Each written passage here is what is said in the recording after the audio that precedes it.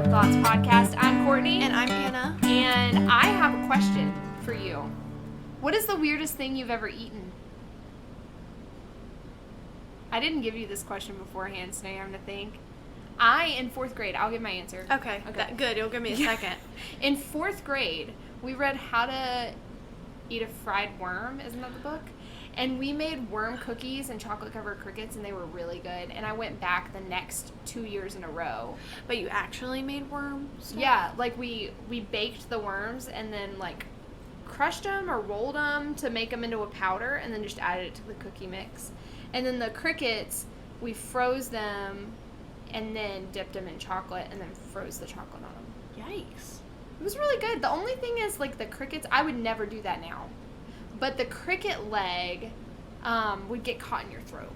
So. Okay. I was a weird elementary school kid. I was going to say worm. Like an actual How worm did you from the eat backyard. Did you just, like... Yeah. Why, Anna? It was something to do... Oh, no. It was something to do with Zach and Ellie. Okay, my and siblings. If you listen to the last podcast, Yeah. you're getting a really good picture of Zach and Ellie. I think it was like we all had something. Like I had a worm and they had other things. And it was like, we're all going to eat this. Take turns doing it. That's so gross. Yeah. My family was not like that. Yeah. No. Well, we did do that. I do remember that. But then I was also going to say I eat liver on the reg. Yeah. No. And I take capsules that have like liver, heart, thymus. Every so often spleen. you say you're doing something or eating something. Yeah. But I do want to try that thing you've talked about, like the chlorophyll. Do you still? Yes. Yeah. I take that. Does it do something? Yeah. It purifies your blood and like all this other stuff. Well, I mean, do you feel it? Do you know what it's doing? Because I was reading up on it. I don't feel it, but I, you know, like there are a ton of things where I'll take supplements or whatever, and I'm like, I don't really know if it's working. I'm just gonna hope that this is working because I'm not getting blood tests on the regular to see like what's going on. But sure, you just hope that it's going towards the general direction of health. You want like a blood test for Christmas? So Yes, I works? do. Okay, that would be awesome. Joseph, if you hear this. I think it's $215. Okay. For the blood test. So we'll start the GoFundMe. And then $250 for me to sit down with this person and have them tell me what it all means. Oh, that's so much money. Yes, it is. Yeah, yes, I'm doing okay. I'm only falling apart a little bit. Yeah. Well, hey, I am almost done with the whole 30. You're doing so good. I'm done on Tuesday. So proud of you. But I'm going to continue into Wednesday, and I'm going to do the reintroduction, and I'm really excited for the cheese day, which will probably be Thursday. So this is like, you're going to be listening to this. Like, if you're I'm talking to the people who are listening. Hey, guys. You're listening to this after Courtney has finished her whole 30. So, and I feel a lot better. Yeah. And I've, like... my appetite is cut because I used to sit down like during nap time and eat a box of crackers, not like Ritz crackers, like chicken and biscuit crackers. Those are really good. I haven't even had those in like 13 years. Because you can't have them, right? No. Well, it's weird because I can have some gluten in moderation. But well, that's worth it. 1 cracker a day. Those chicken biscuit crackers are real good. Put some cheese on them. Real good. I eat the Simple Milk crackers though. They taste just like regular crackers. Like, I love crackers. If you want to know one thing about me, I love crackers. Do you miss them really bad? Well, right now I don't, but if I, like, decided to do this for the rest of my life, I would hate myself. Yeah. But, like, I was telling her about, I was telling you, I feel like, why am I referencing because you're talking to the microphone like it's a person. I did this, like, weird coconut cream sausage thing, and it basically tastes like gravy that you'd put on a biscuit. And so, like, I figure if I can do some of that with, like, I don't know, I'm trying to go keto, but I was trying to talk to Paul about how I want to eat healthier, but I'd rather not be, like, on something. I don't know if that makes sense. No, it's the way it makes sense. It's the way that my brain works. So, like, if I could say, like I want to eat, like, a banana with almond butter, you can't have that on keto. Yeah. And you can't have, like, a potato. And I want to be able to randomly throw those things into my food, but like we had spaghetti squash today and I made it and it was really good. But so I'm fine with that stuff, and I've started making my own cauliflower rice. I'm fine with that, but I want to be able to just cook healthy. Yeah. And just not binge snack, which is what I always do. Yeah, the snacking is what can really throw you in. Even on keto, if you snack too much. I mean, if you eat like 3 handfuls of macadamia nuts, that is so many calories. Mm-hmm. So many. Which is why I'm trying to figure it out, but my plan right now is to go keto until a family vacation. We have a family vacation for a week in September. Yeah. And I will not be on anything at that point because the goal is to not go crazy on whatever you do. And I'm talking from like sitting in the struggle bus. Well, I mean, today at lunch, I could have had some more, but I was full, and I was able to say, no, Courtney, you don't need another helping. Yep. I have found, like, but when I am trying to decide whether or not to get seconds, I, like, eat the first portion, and then I make myself sit for at least 7 minutes. That's a good idea. Do you really, really want more? And then if I do, I get a lot less more than I think I want, and do the same thing. Yeah. Like, you can tell yourself you can always have more, but just sit for a second and see if you really want it. You know what that applies to? Chili. Oh, that is what it most applies to. Chili. Y'all, I make a bowl, and most applies to chili. I think that I'm getting like a quarter of a bowl, and then by the time I add everything to it, by the way, I add like a half a sleeve of crackers, because I want it like mushy. Yeah. I don't want it liquidy. I just do the sour cream and cheese, and that's... And then you get done, and you're like, oh yeah, definitely. And then you can't eat but like a bite. Yep. The last time we had chili at Mom's, I filled like the bottom of the bowl. Like, not a lot. And I ate it, and I did go get another one, but I made sure I was only filling the bottom of the bowl. Because I did not want to get sick. And it builds up so quick. Also, it's really good. I love chili. So easy to I can't wait for chili weather. Me too. We're so close to chili weather. I'm so excited. Paul and I are going, so next month is with my family, but in November, we're trying to extend it to a week-long vacation with just us. Ooh, where are you going to go? We're going to outside of Gatlinburg. We found an Airbnb. I'm really excited. Oh, that's and it's like in the mountains. Like, they have a YouTube video to show you how to get there, because they're like, you might want to watch this before you go. It's really. So we just went in June, and our driveway scared me every single time. That's what some people were like, you need a special car to get up here, and Paul was like, they're wimps. So we'll see.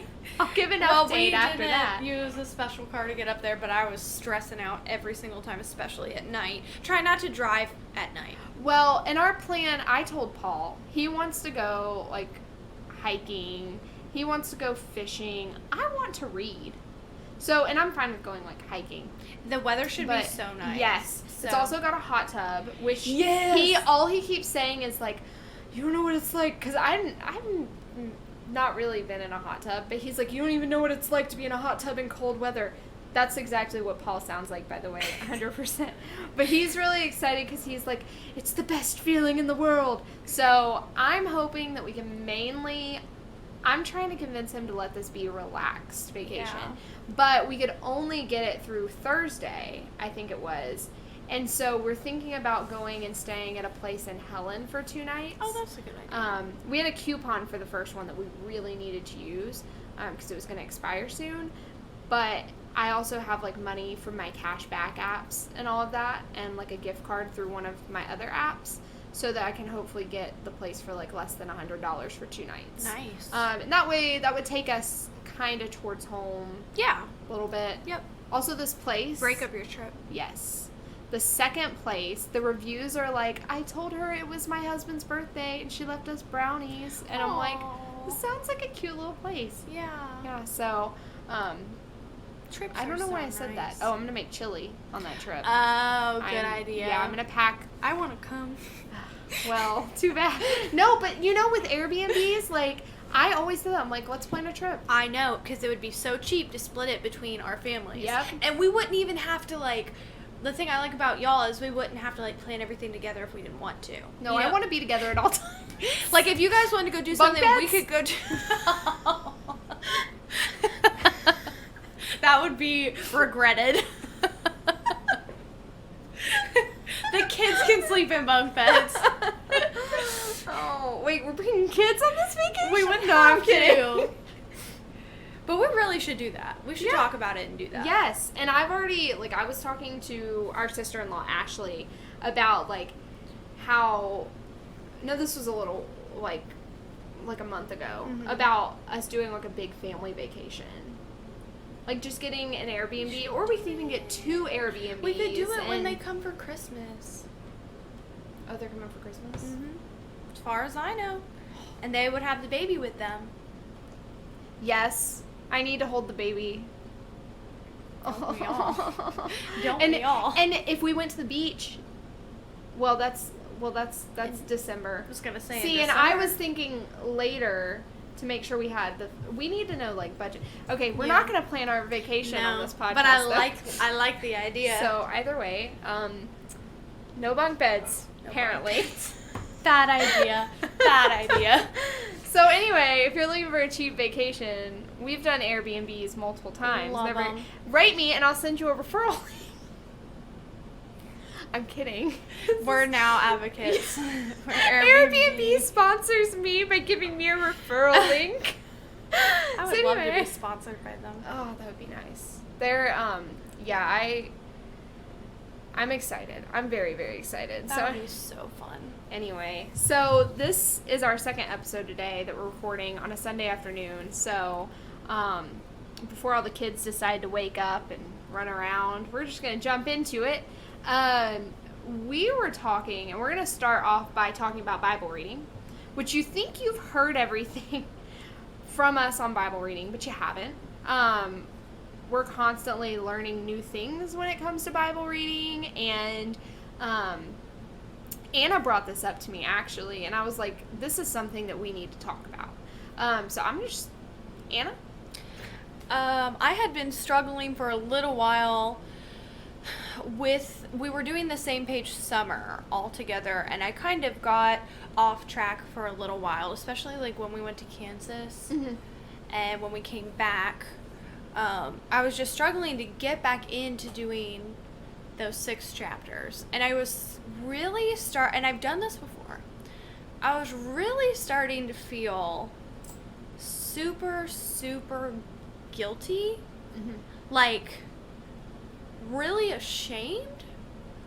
And that, I hope this sounds relatable. If not, I'm sorry for sharing something that's not applicable. But it made it even harder to go read. Anyway, so I got in this funk for a couple weeks, and then I was like, I can't do this anymore. I can't not read the Bible.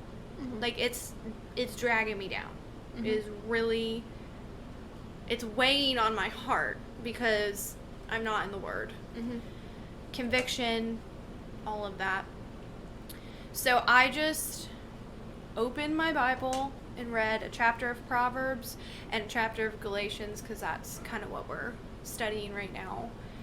And it was like, just dawned on me that anything is better than nothing.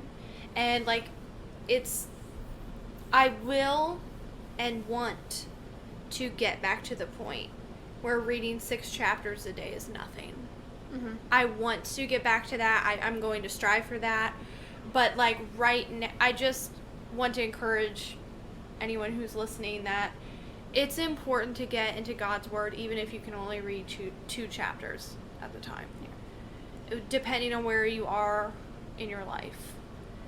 Now, we've always said, because we have to caveat that, like, reading a verse with a devotional, that's not going to feed you. That's like trying to eat a cracker and not be hungry I've done that all day. before.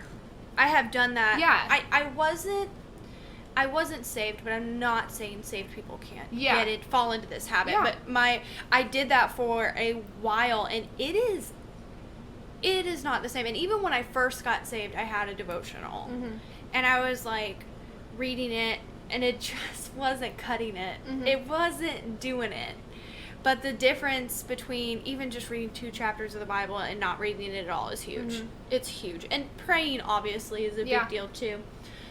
But I think it's very easy to get in, especially for me and my personality, in an all or nothing mentality. I do that in a lot of areas in my life, but this is the one that, bar none, affects me the most, is if I do all or nothing with my Bible reading.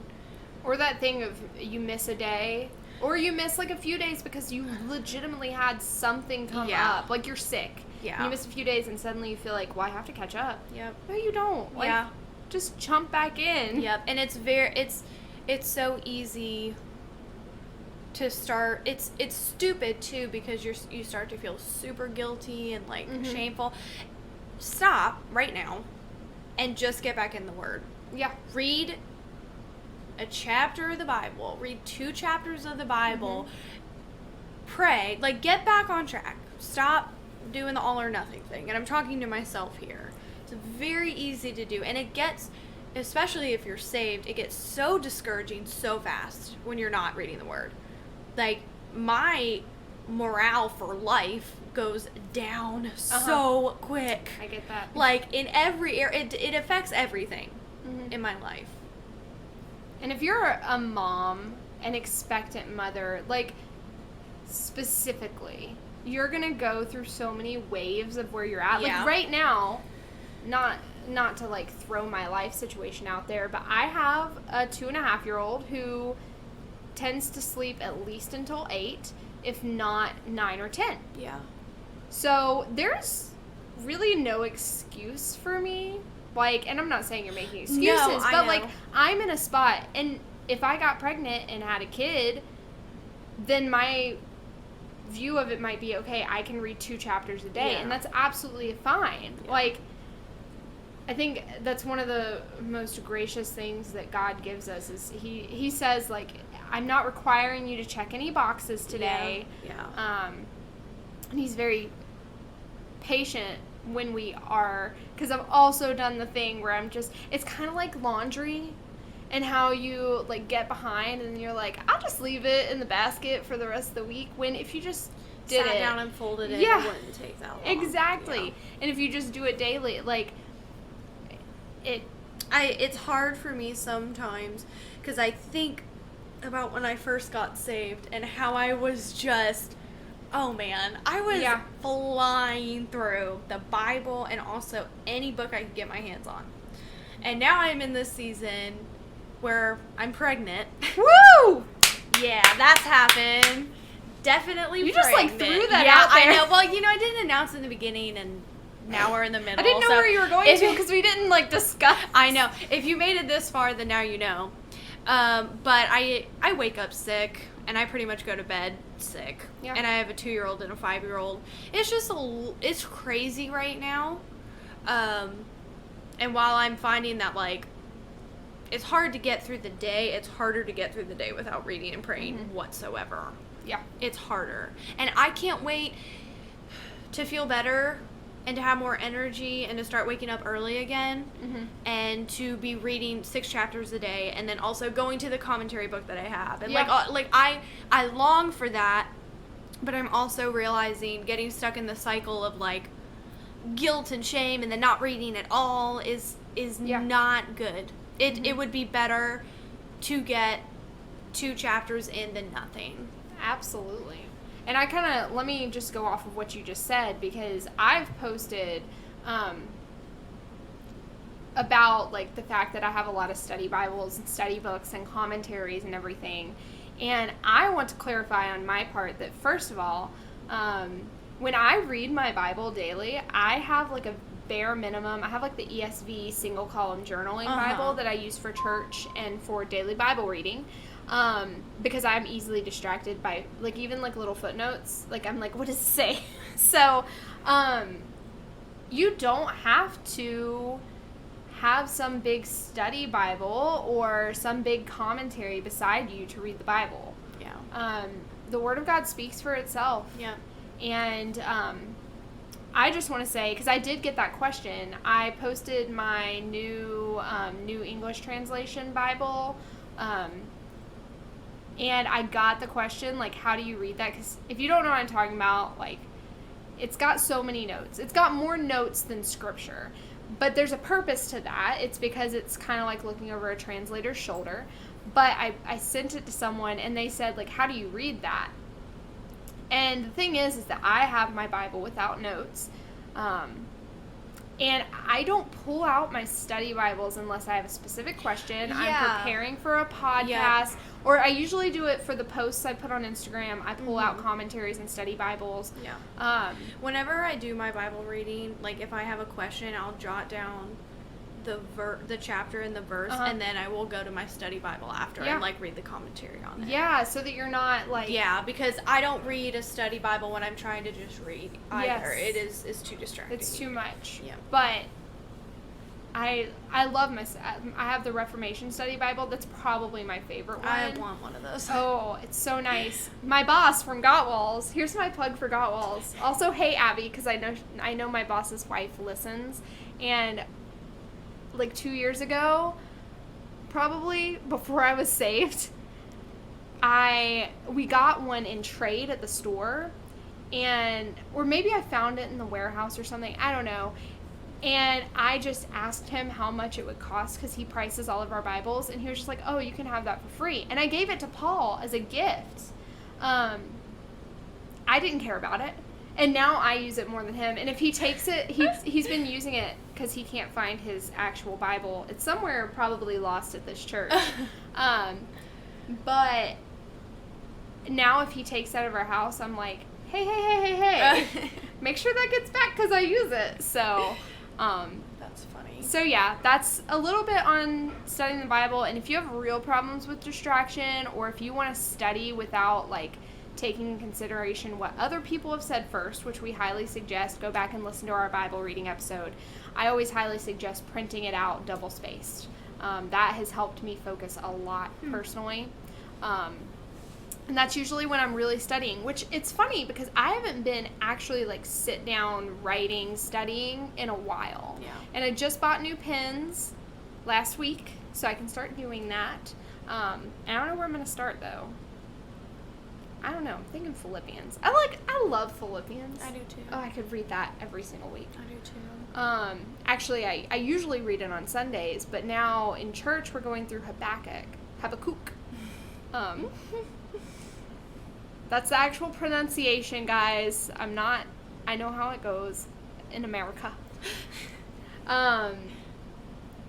But I've started reading that every Sunday. But usually on the off day, because I have the time. So on Sundays, I usually... Yeah.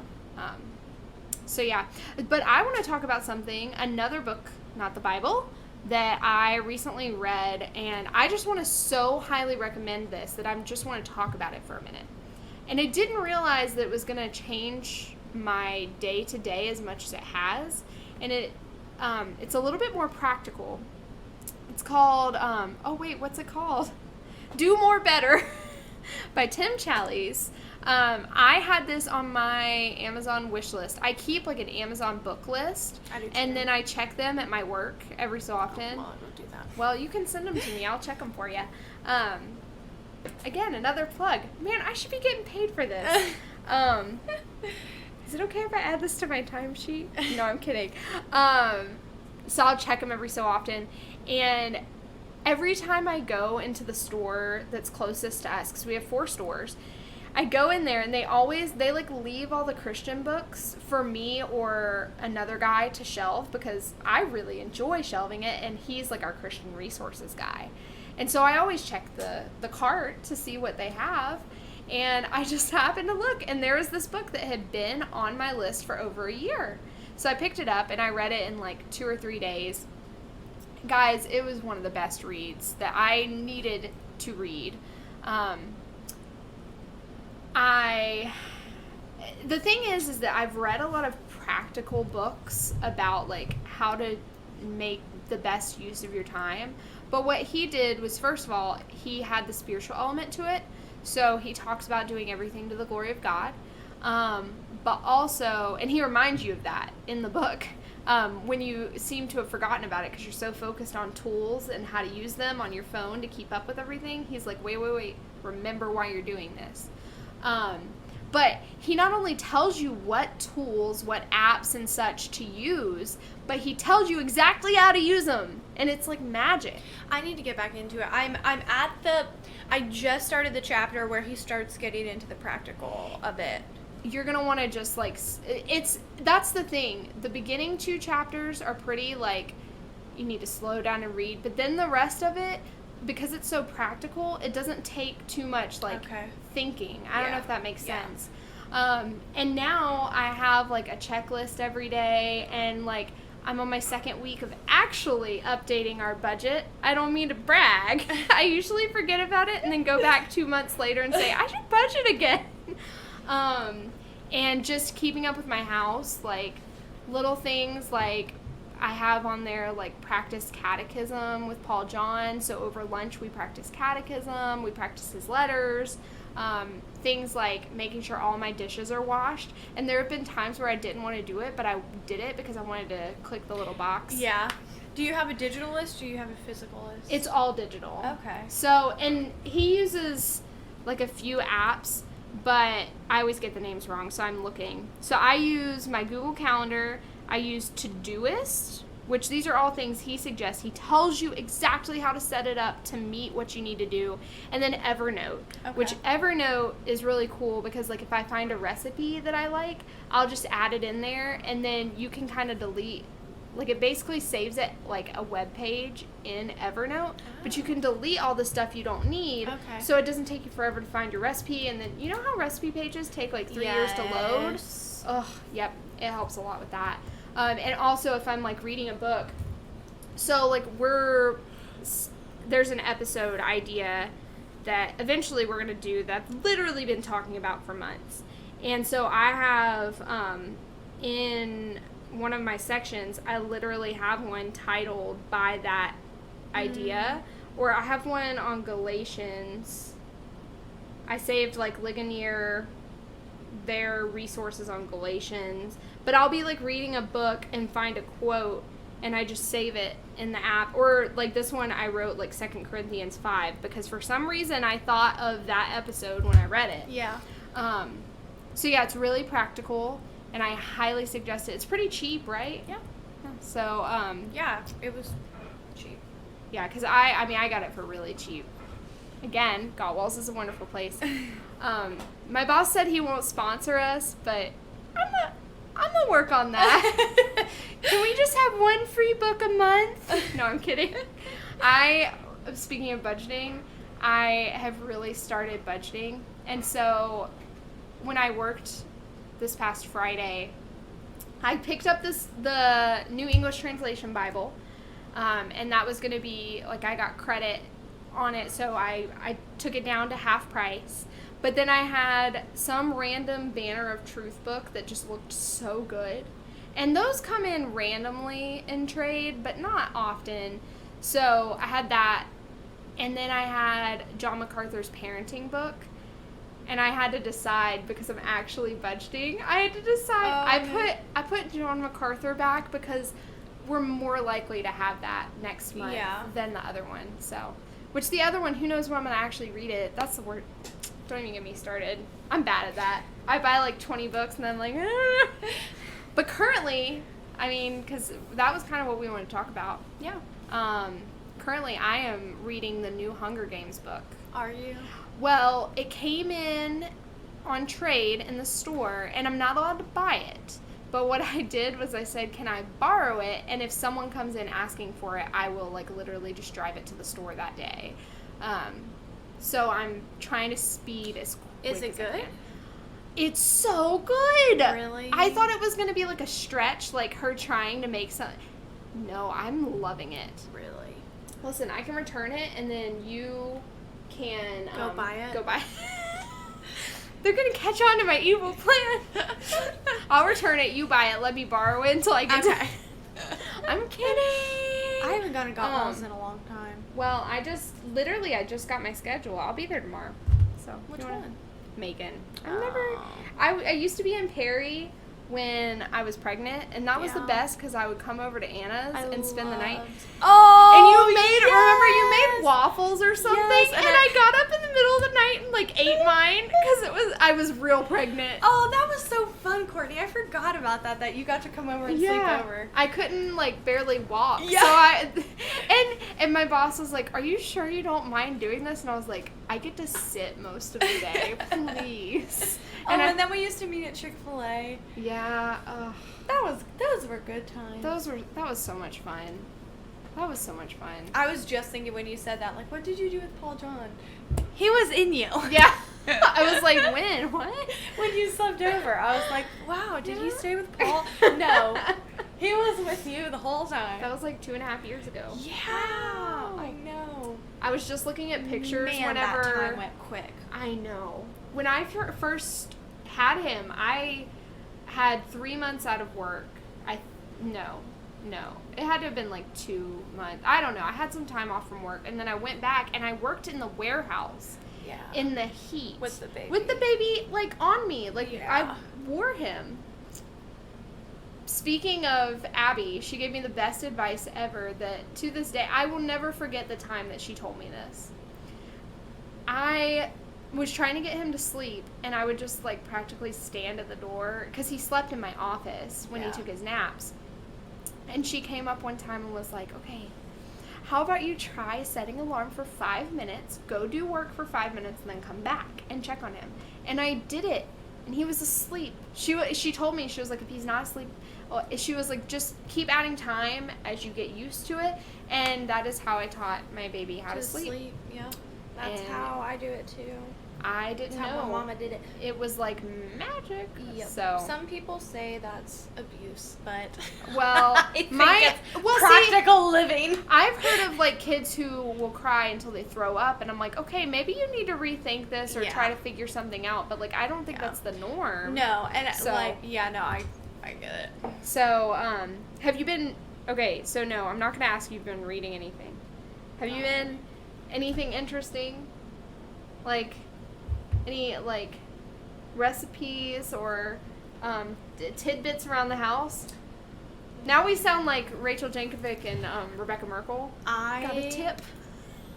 If you're morning sick and you feel like cutting up chicken is gonna make you throw up, you can just put it in a pan, an oven pan with seasoning, and put it in the oven, like a whole chicken breast, for like 30 or 40 minutes. There you go. And then cut it up and use it in whatever you want to use it in. Listen, okay, so I'm gonna take it. Go and run. Okay, so whole chickens. Go for it. I now cut my own whole chickens, and it is the best decision. You cut them up raw? Yeah. Okay. Yeah. So now we've got the non-pregnant version and the pregnant version of a whole chicken. I cut mine up. I watched a little YouTube video, and I've almost got it memorized. Do you have like a sharp knife to do it? I have a cheap knife, so I need to get I need a nice knife set. Yeah, I don't even have a knife set. You really do. If you're gonna be cooking the way you're cooking right now, you need a good knife set. But Paul is like really proud of me, and so. Oh well, then maybe he'll buy you a knife set. Yeah. Tell him if you want this to continue, I need a good knife set. Because I'm telling you, cooking that leg quarter with some olive oil and seasoning on it, and you just, guys, an hour on 300, and then up it to 425 for 10 to 20 minutes. It's incredible. So there you go. I'm now a homemaker, and I cook. I love it. Can you imagine? Yeah. So I will be happy when I can get back to cooking a little bit more.